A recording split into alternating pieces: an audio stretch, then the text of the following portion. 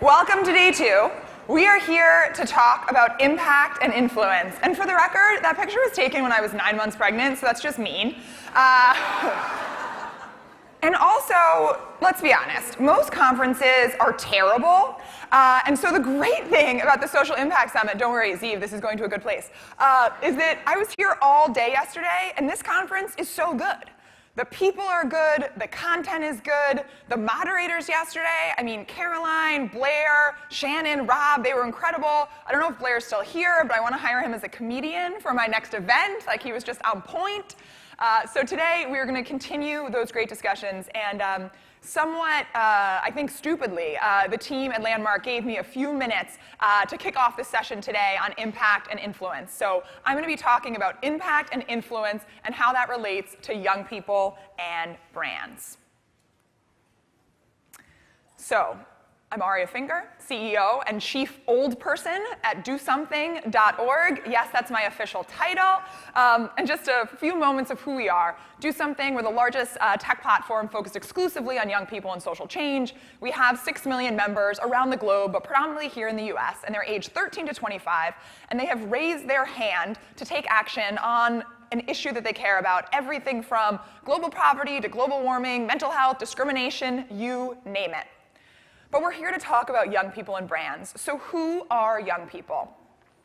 We know that they reject labels, especially when it comes to race and gender, but they also reject labels when it comes to political affiliation. Almost half of young people consider themselves independent or unaffiliated, and this is much, much higher than older generations.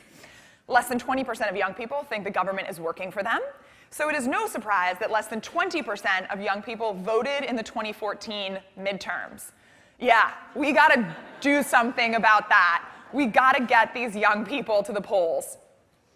The good news is that 2/3 of Do Something members, and most likely the broader youth population, believe that political engagement and voting is as important as volunteerism. And this is the highest this number has ever been in the last 10 years as we've been tracking it. So we say we're a civic tech organization. In addition to all those other causes, we want to get young people registered to vote and out to the polls, of course, in a nonpartisan way. So when we think about impact, we think about the causes we impact, we think about young people themselves, and then we think we're in the behavior change business. We want these young people to be lifelong voters. So how can brands enter this equation? We need brands' help, not just in getting out the vote, but in helping young people make an impact on all of these causes. We can make a greater impact together, and it also can be really positive for a brand's bottom line. So Do Something Strategic, Do Something's consulting arm that helps other brands and NGOs build a relationship with young people, did some research. And we saw that we need to rethink the brand hierarchy. Social change is key. We've known that forever, but everyone's doing it. So Gen Z is now demanding that companies live purpose. So at the most basic level, all are welcome. A brand needs to say, you and your identity are all welcome here. And we've seen some pretty egregious, unforced errors recently with H&M and Dove, but most companies have this right. All are welcome. Sephora, free makeup classes for trans individuals. At the second level, brands need to say, we care. Sometimes this is called checkbook philanthropy, but it shouldn't be derogatory. This is awesome and necessary. It's a part of a company's marketing strategy to do good and say we care. But also, and I did play this slide last year on the stage in Chicago, but I think it's critical. It's the poop emoji. And it represents the fact that shitty marketing is shitty marketing regardless as if you put purpose on top. So let's make sure that when we're doing this, we're doing it well. We come to level 3. Caring is integral to our story. Lyft does this incredibly well. We're going to hear from Mike later today on just how they do it. But Gen Z is still saying, what else you got? That's not good enough. We need to engage young people for direct impact with your brand. We saw that about half of young people said that they want to take action with a brand. And you're like, ugh, only half? Yeah. Half of young people are raising their hand and saying, brand, please engage me to take direct action with your company. The next slide, I'm a little nervous about this next slide. Patagonia does this really well, and so does the North Face. And so I would love to hear later 2 competing brands that are doing this so well, and without that, they wouldn't be getting to, let's call it level 5, the company lives purpose. And that's where we all want to be. Because it's not just about not screwing up. Inaction is still an action. And Gen Z won't stand for it. So last time I gave this presentation, everyone's like, okay, that's really nice, that's great data, young people want us to take action, but what do we do? So how do we engage young people for direct action? I don't necessarily know, but I have 3 tips from branded campaigns that we've run that have really helped us be successful engaging Gen Z in a brand partnership. FOMO, fun, and fairness. So number 1, use FOMO, the fear of missing out. People have been using peer pressure to get young people to smoke, drink, and do drugs, and have sex for decades. Let's use it for good. We were doing a campaign with GM on safe driving. There is nothing less FOMO-inducing than safe driving, so we had to get a little creative. We made these posters. 90% of this generation blank every weekend. How about you? Text FOMO to 38383. Or almost everyone blank in the front, but only 72% do it in the back. GM let us make this poster, just to be clear. The answer is seatbelts. Peer pressure for good. Get your minds out of the gutter, people. And the good news is that young people were posting these in their high schools and sending us pictures of what they were doing. And we knew it was working because we got tens of thousands of young people to text into the short code to get more information on driver safety. And you might be thinking, like, posters? Like, that is very 1995 for a tech company in 2018. But just wait. We asked young people, how do you raise your voice on important issues? And the top 3 are talk to friends, share at home, or speak up at school.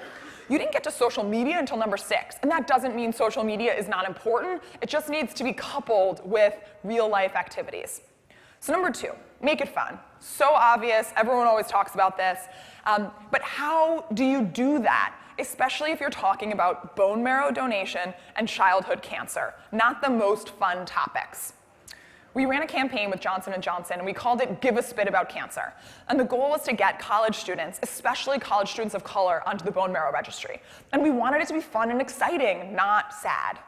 So we got Ayo and Teo, and we asked them to make a video, the #swab challenge, asking all of their fans to throw dance parties. There were also a challenge to get all of your friends swabbed and onto the bone marrow registry.